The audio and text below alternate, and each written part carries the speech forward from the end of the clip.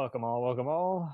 We are here with UT Arlington College faculty advisor Lance Liguez. Howdy, how we doing? I'm your host Soli, and we're here to just kind of go through another just tour de force on the meat and potatoes of what makes this college radio station tick. Sounds good. All right. It's interesting how college radio is kind of one of those things you could introduce to just about anybody, even if you're not in your car. It's kind of easier to talk about from word of mouth to also just allowing just independent people to play their music some days. How did you come into the fold of it?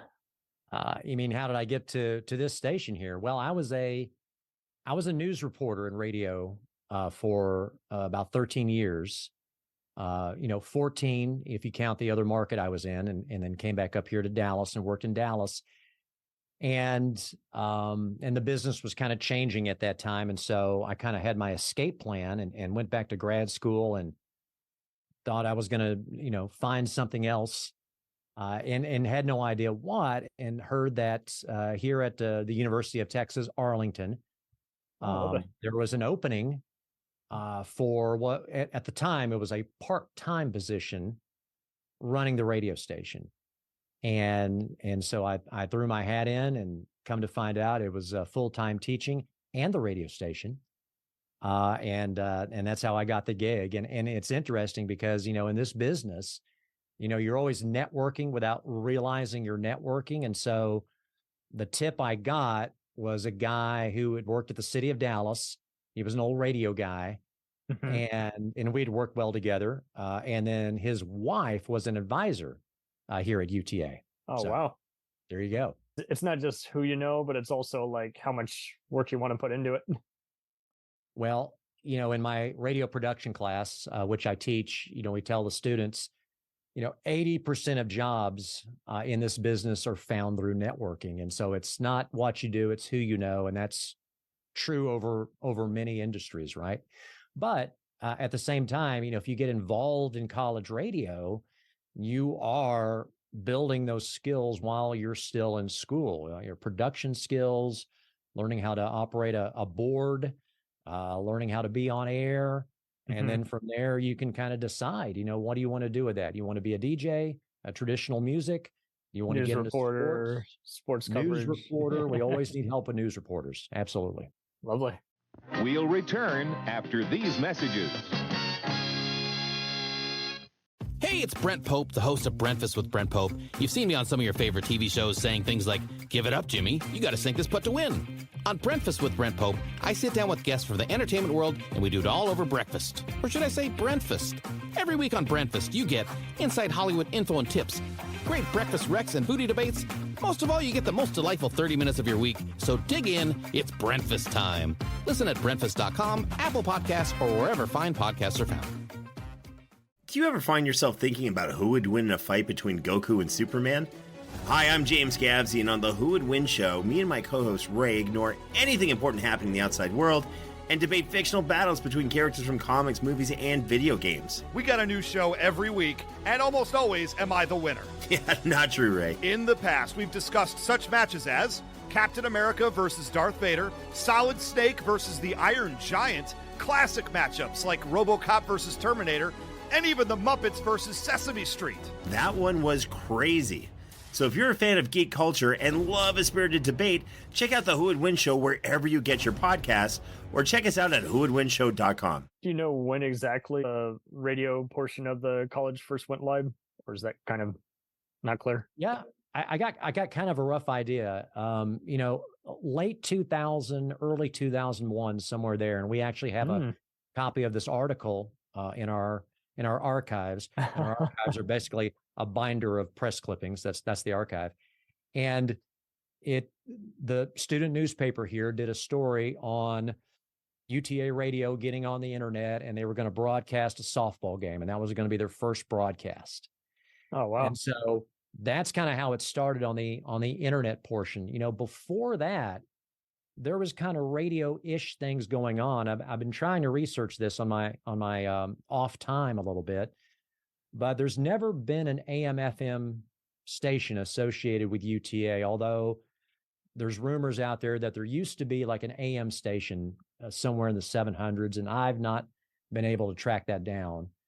So I've been going through like all the old yearbooks, looking at stuff, and and I found references to radio in the 60s, and it was under the Department of English, and then really nothing. And so my understanding was in the 80s and 90s, there was a studio here, but they were doing kind of class projects. It wasn't going out anywhere live necessarily. And then as the internet became viable, they were able to jump on board that and start actually broadcasting content. And after 2001, somewhere 03, 04, somewhere before my time, they got a system where they're able to go 24/7. Oh, nice. And it's been like that ever since. And I came in 2009. Sweet. Yeah. And have you been really impressed with just kind of the turnout, just how many students just each year always want to be a part of the action?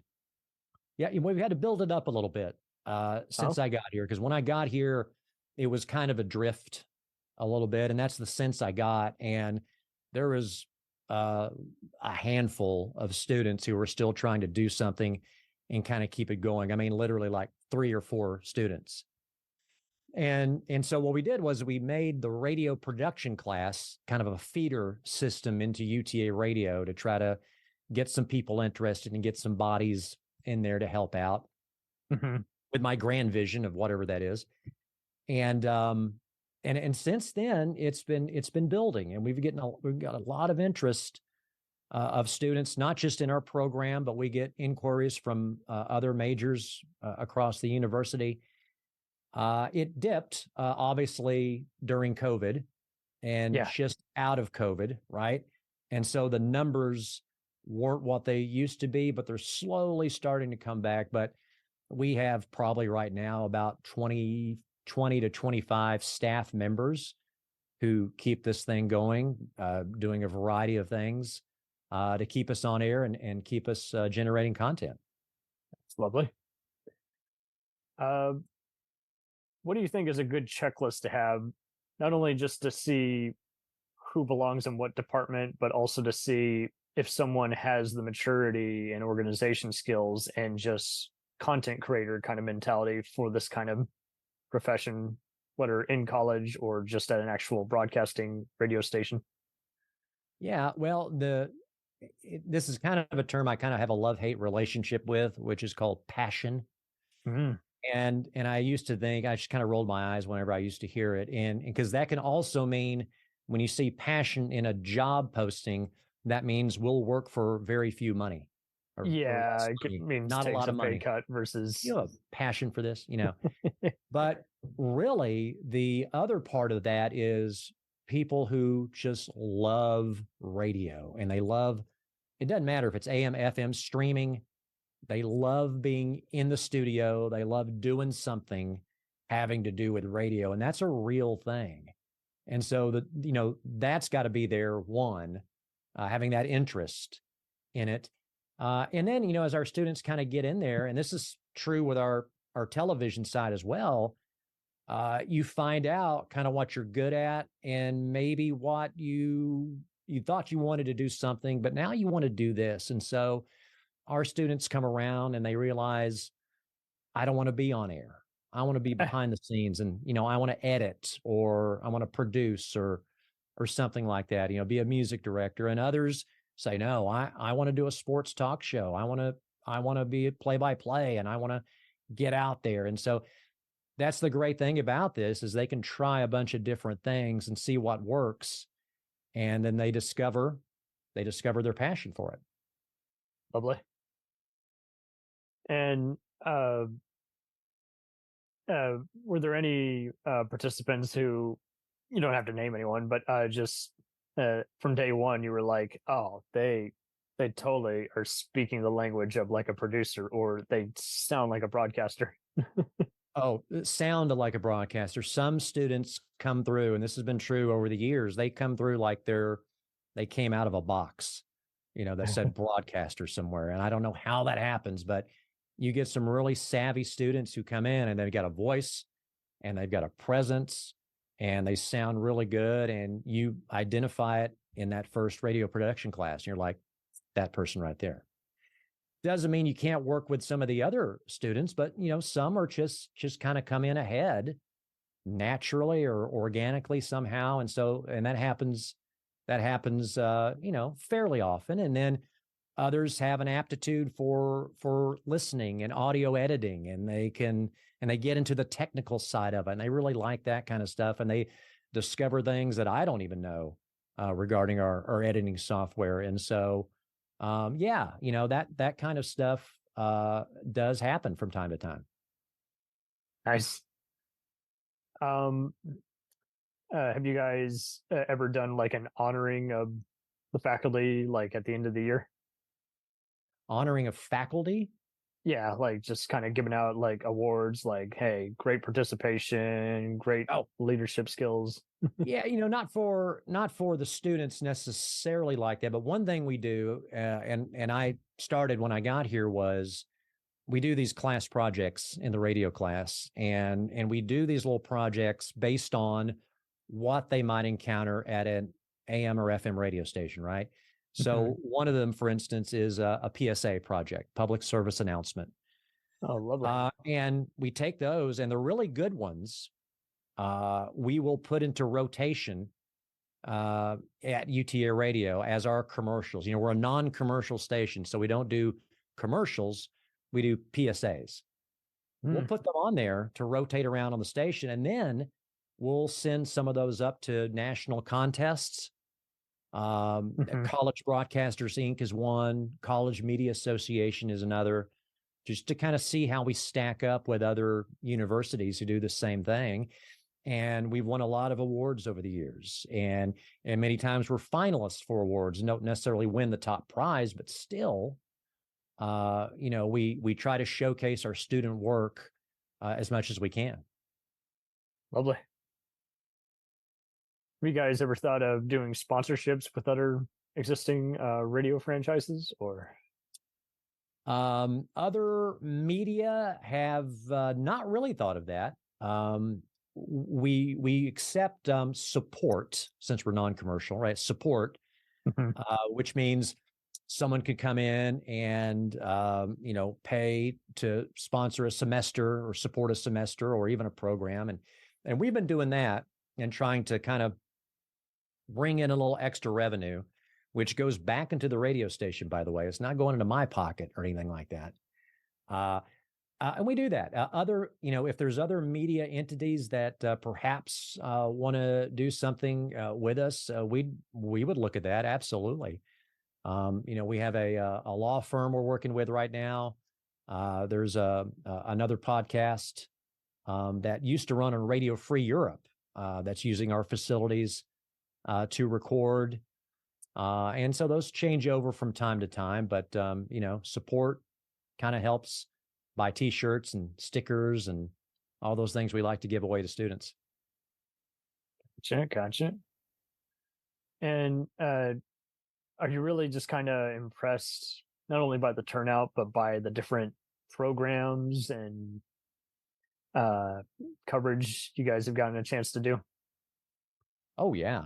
Part of that is being a little bit ambitious for what we are, just a little old streaming radio station, college radio station.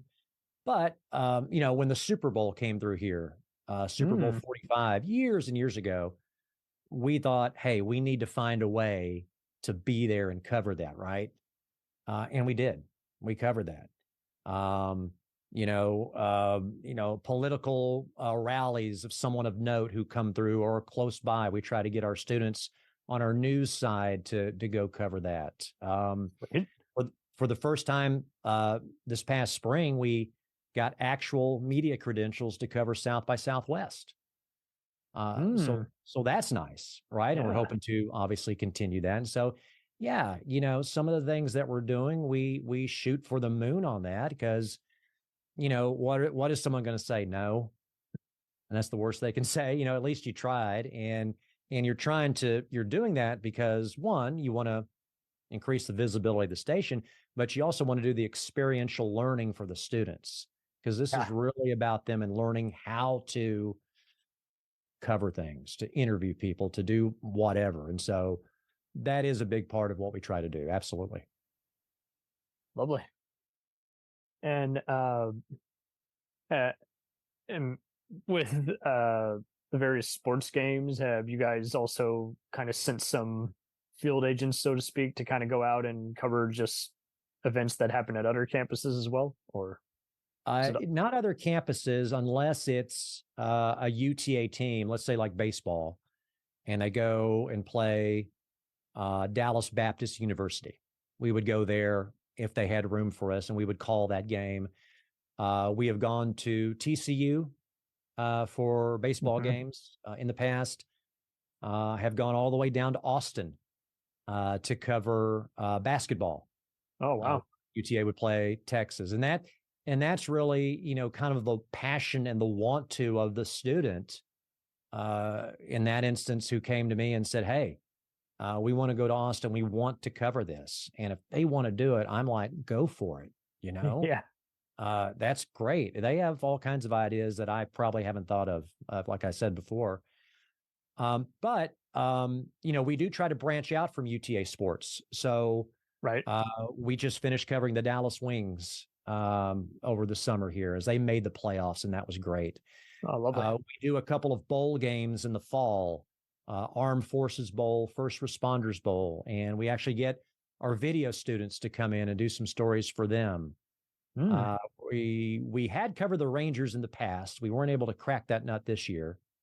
But you know, on our social media account, it'll say UTA Radio Sports covering UTA athletics and a sporting event near you. You know, that's what we try to do, is we try to branch out and get the kids more experience. Lovely. I saw that it was recently National College Radio Day. World College Radio Day. Yeah. Yeah, all these mini holidays I had no idea about. It's pretty neat.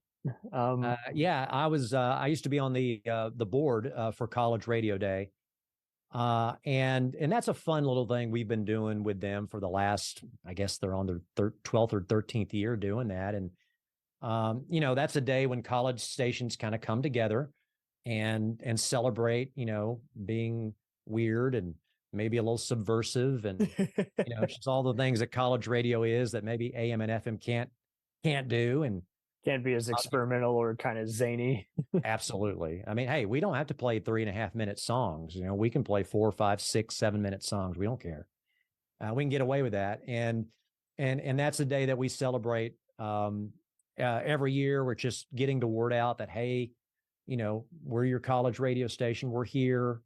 It helps us kick off a concert series that we do every October called Rocktober. Which we did just this past Friday, and it's great. And it's just it's a reason to kind of come together with all of our staff members to kind of celebrate, to talk, to hang out, because we don't get to hang out a lot because of class and internships and whatever else is going on. So it's a really fun time. That's lovely.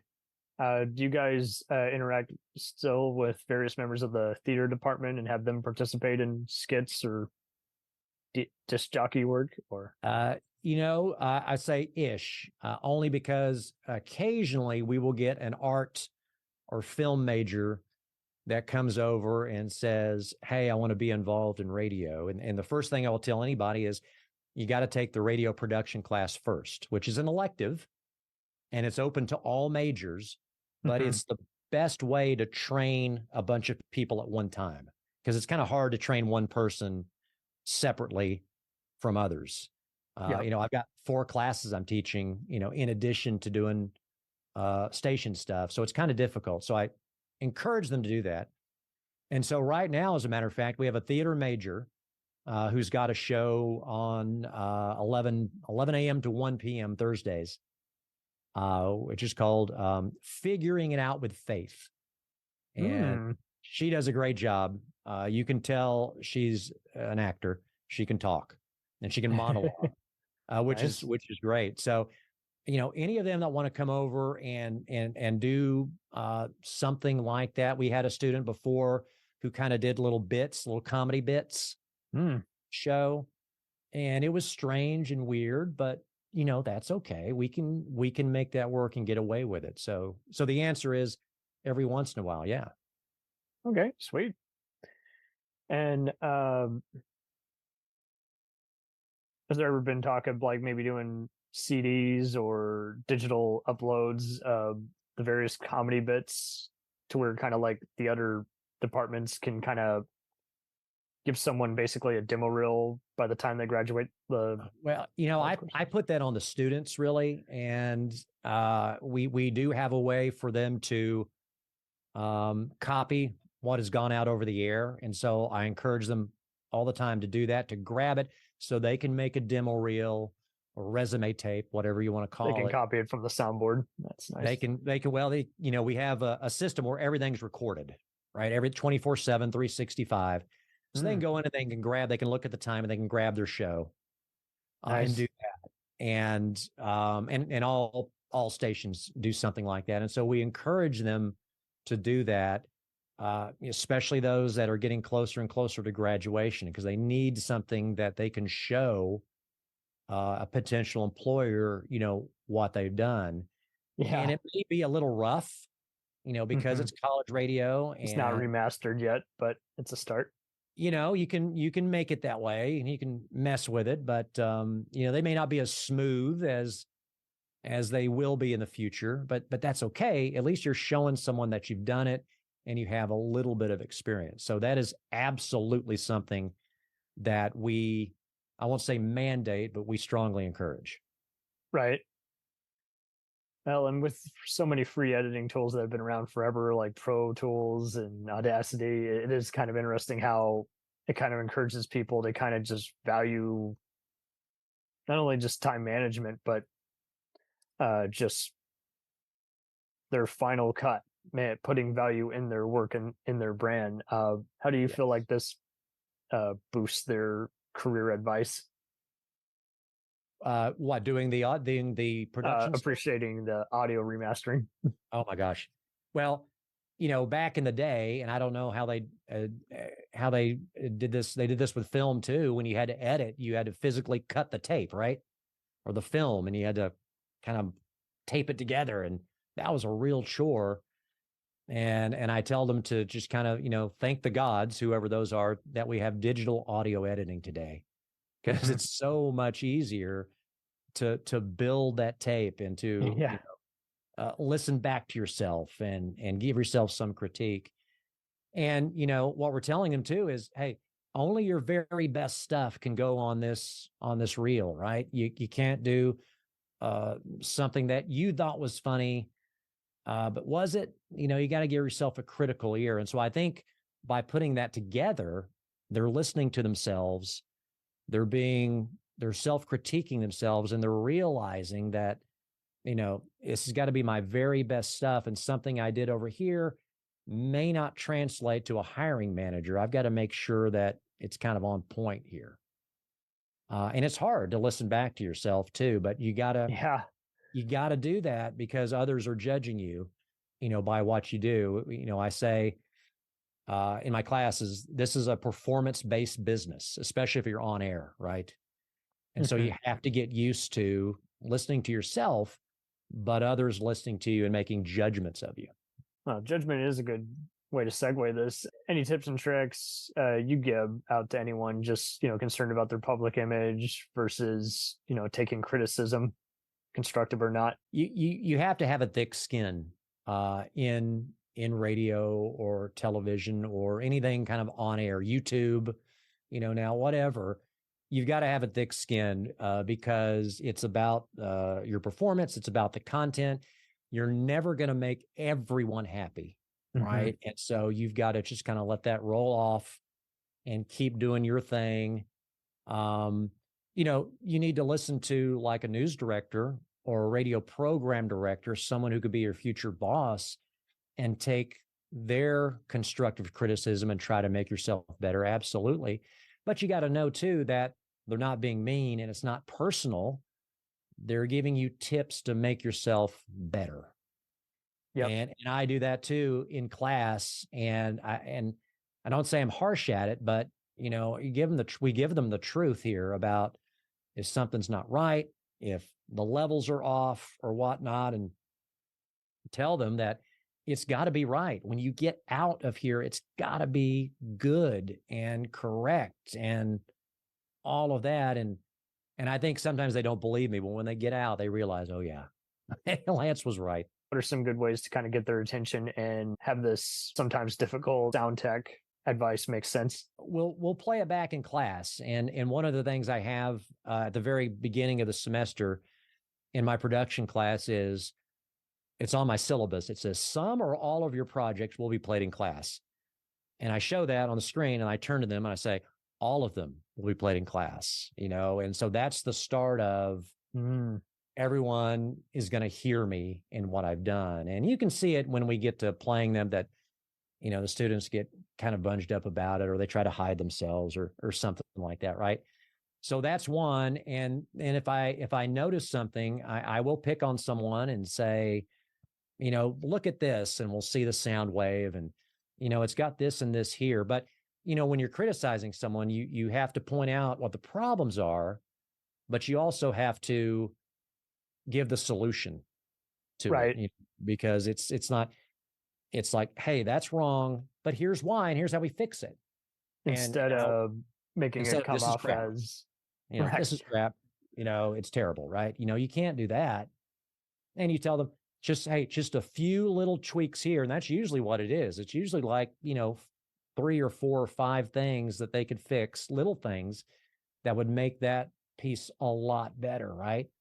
So with the constructive criticism, there is also but here's how you can make it better. And you have to do that, because we're not here to crush anybody's dreams on that.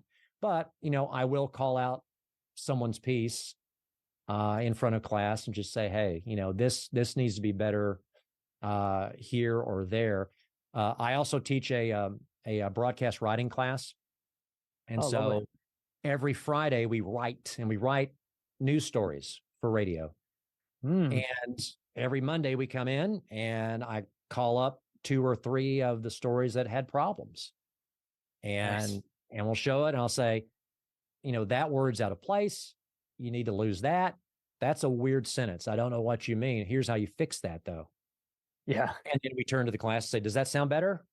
They kind of look around. Yeah, that does sound better, And so just saying it out loud. Yeah. And then once you say it out loud sometimes and they can see it, then they're like, oh, yeah, Isn't it funny how half the time the message is clear, it's just sounding unintentionally redundant or repetitive?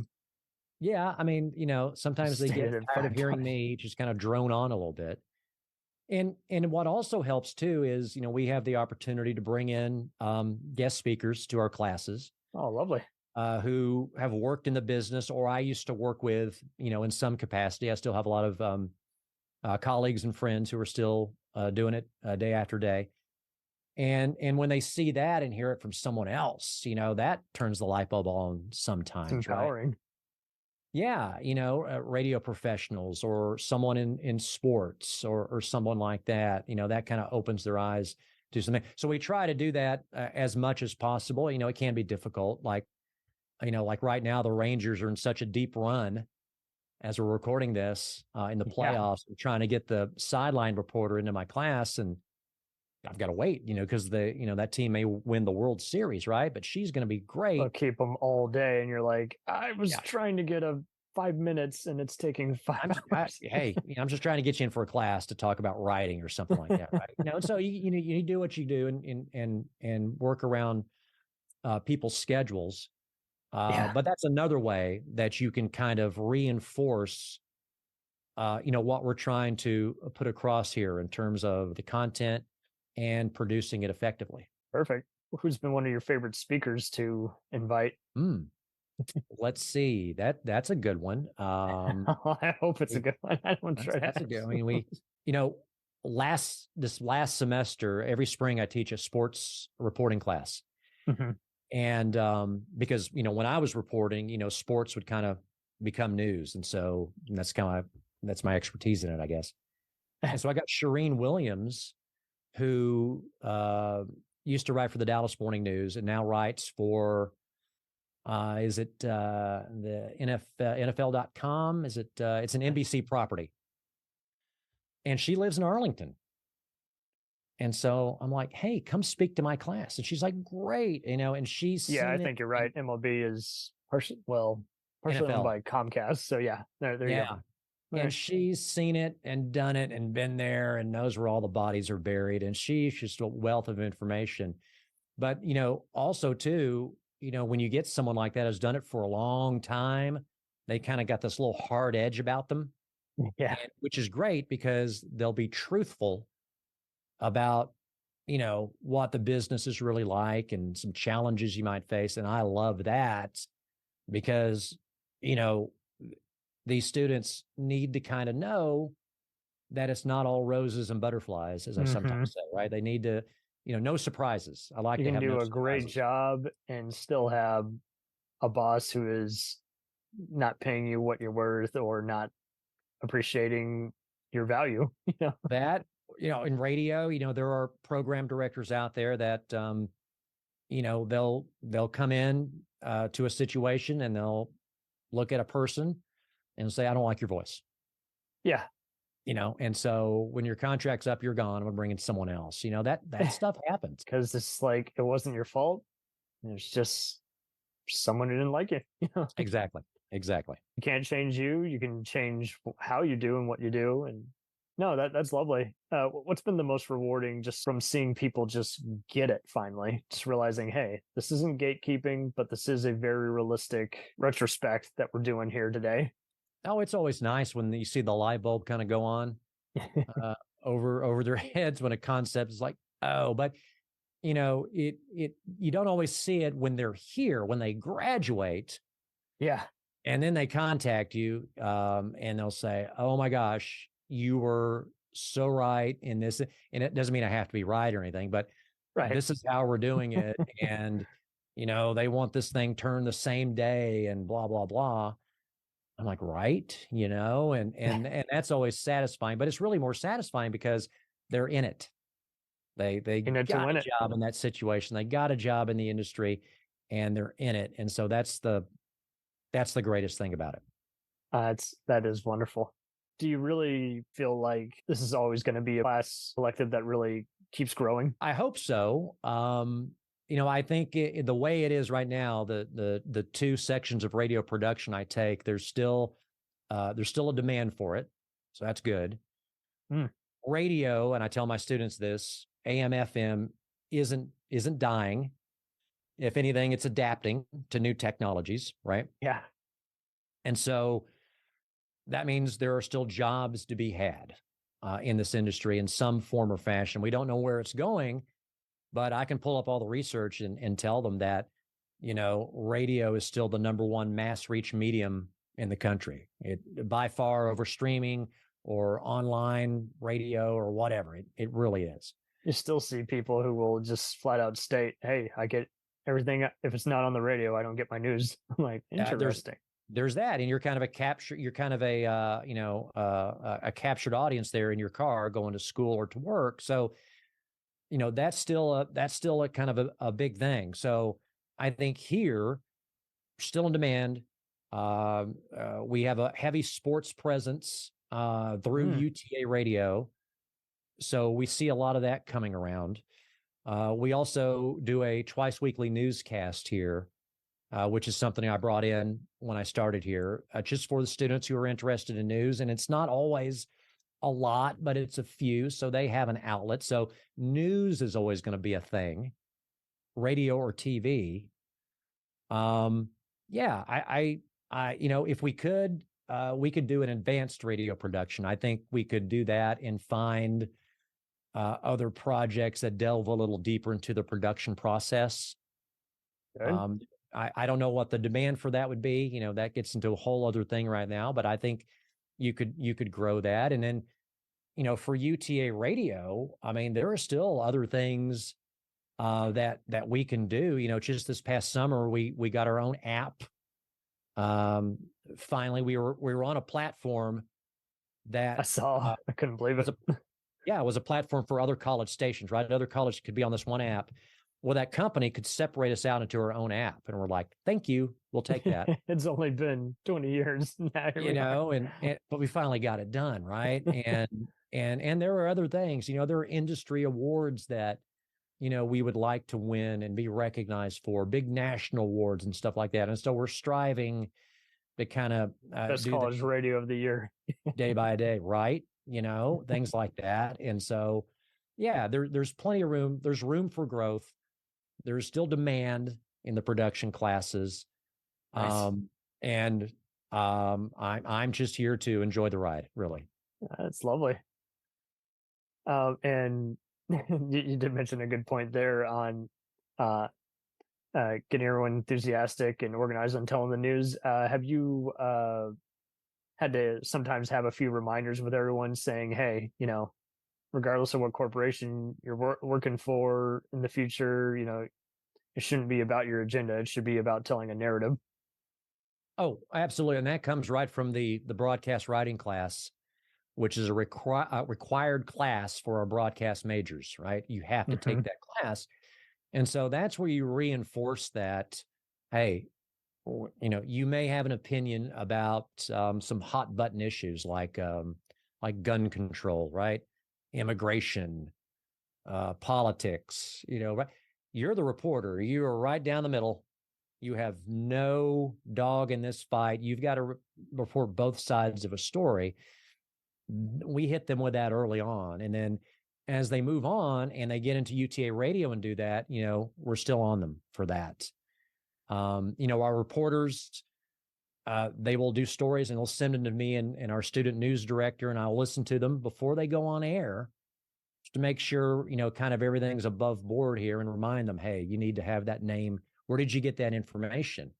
Right. The audience needs to know that name, right? If you don't cite it, it's right. just as bad as pulling it out of a hat.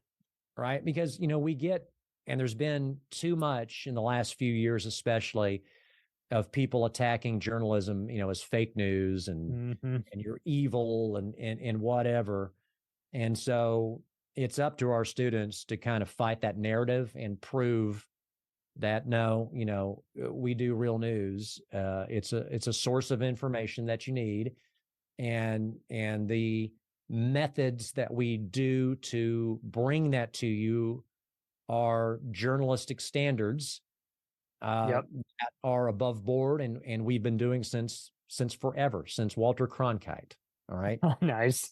And isn't it sad that some people don't know some of these famous reporters? Is like, no, look them up. It has been a while, right? But I see on social media people cite, it wasn't like that when Walter Cronkite was doing news or something like that, and maybe not, but there are plenty of people in local television news and radio news that are doing it every day. Yeah, and we're trying to teach our students the same way to do that. Just because the producer's not correcting ethical, them. Yeah, right way to do it. Yeah. It's a tough one. You kind of see it, I guess, with people's famous singers and sports stars, and they go, I want to be like him because they got a bad boy attitude. And it's like, well, there's already a leash on that so-called bad boy attitude. They're only going to get them that far. Yeah, you see a lot of that. It's the social media aspect of that, right? Instagram, YouTube, TikTok, things like that. Oh yeah. and there's a place for that in radio and in journalism where you can kind of reach that audience with your storytelling. And I think our students today, they're very savvy with those online platforms, right? And so it's up to them to figure out to tell the story and tell it correctly, right? No bias, but still make it engaging for that type of audience. And I think that's kind of where that part is going. You're still going to have your traditional newscast, but you've got this other beast that you got to feed every day. And our students today are in the perfect time and line to kind of make that happen. Lovely. And so much beyond resourcefulness, so much just positivity for this future. Is there anything you'd like to promote or just highlight that's an ongoing announcement? There's the app, which you can download for free, iOS or Android. You have to sign in and listen to us. And the great thing about this app is it's got this little chat function where you can chat with our student DJs, our advanced DJs, who are generally on in the evenings and night because they can do it by themselves. They don't need me to come rescue them. So we'd appreciate if you tuned into that. That'd be great. We're about to embark on basketball coverage here for UTA Radio Sports, men's and women's. That starts in November, and we'd love you to get on our socials. At UTA Radio or at UTA Radio Sports on what used to be Twitter, X, Instagram, as well as Facebook. Because our students are going to be really busy. And Rocktober's still a thing. Rocktober, we just did that. Your concert series, in conjunction with College Radio Day. We have one more coming up this year on the 27th. That we'll be doing, and Rocktober, of course, is our annual fall concert festival. Not really a festival, but a concert series that we do, and that's fun. We're trying to get more into now that COVID is not as big as a thing, is bring in artists into the studio, because we used to do a fair amount of that before COVID. Right. And we're trying to bring in more artists to kind of interview and play for us in studio. And so on the 20th, October 20th, we're going to have the Cutthroat Finches in Friday between 4 and 6 p.m. Friday 4, 6 p.m., October 20th, Central Time. And we put them kind of in the corner. We call it Tiny Studio, which is kind of a takeoff Tiny Desk, from NPR.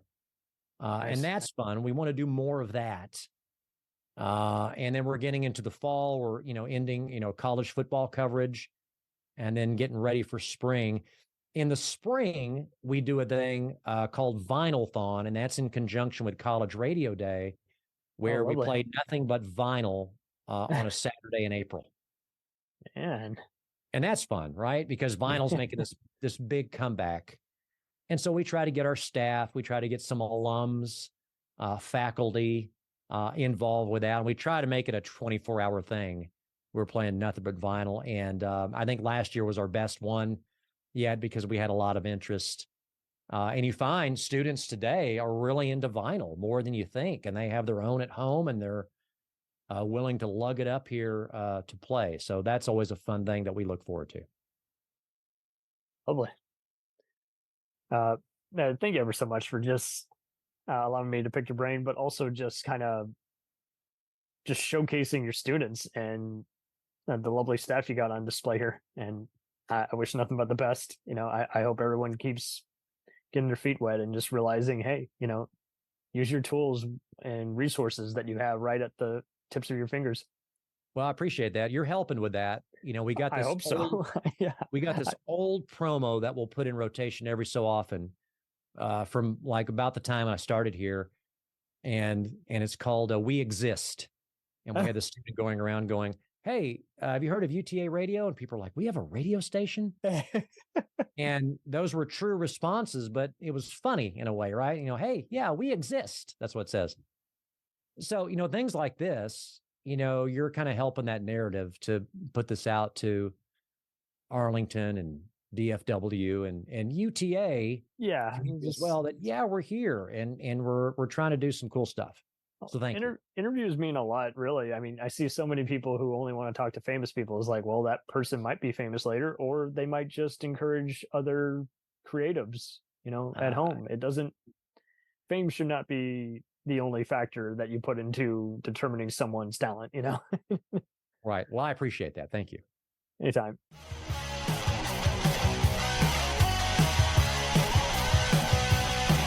Follow us on the web on Facebook, Twitter, and Instagram The podcast is available on Podbean, Spotify, iHeartRadio, Anchor, Apple, and anywhere else podcasts are available. Feel free to review our show and leave comments on any of those sites.